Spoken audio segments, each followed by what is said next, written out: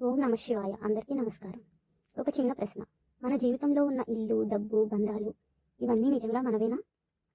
ఒకసారి పిల్లలు ఇసుకలో ఆడుకోవడం గమనిద్దాం. వాళ్ళు ఇసుకతో గుడులు కడతారు, అందంగా అలంకరిస్తారు, చాలా ప్రేమగా వాటితో ఆడుకుంటారు. కానీ సాయంత్రం అయ్యేసరికి ఆ గుడులను వాళ్లే కూలదోసి నవ్వుతూ ఇంటికి వెళ్ళిపోతారు. ఎందుకంటే వారికి తెలుసు అది నిజమైన ఇల్లు కాదని. మన జీవితం కూడా ఇదే. మనము ఈ ప్రపంచంలో ఇల్లు కడతాం, సంపద సంపాదిస్తాం, బంధాలను పెంచుకుంటాం, అన్నీ శాశ్వతం అనుకుని చాలా గట్టిగా పట్టుకుంటాం.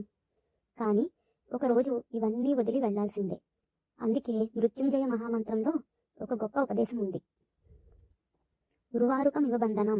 దీనికి అర్థం ఏమిటంటే, పచ్చి దోసకాయ తీగకు చాలా గట్టిగా అంటుకొని ఉంటుంది, కానీ అది పండిన తర్వాత తీగ నుంచి సహజంగా విడిపోతుంది. అలాగే మనిషి కూడా ప్రపంచంలో ప్రేమగా జీవించాలి, కుటుంబాన్ని ప్రేమించాలి, బంధాలను గౌరవించాలి. కానీ సమయం వచ్చినప్పుడు వాటిని సులభంగా విడిచిపెట్టగలగాలి. ఎందుకంటే ఈ దేహం శాశ్వతం కాదు, ఆత్మ మాత్రం నిత్యమైనది. ఈ సత్యాన్ని గ్రహించిన వాడు మృత్యు భయాన్ని జయిస్తాడు. ఇది ఇల్లు వదిలి వెళ్లడం కాదు, అద్దె ఇంటిని విడిచిపెట్టడం మాత్రమే. ఈ భావంతో జీవించగలిగితే అదే నిజమైన జీవన్ముక్తి.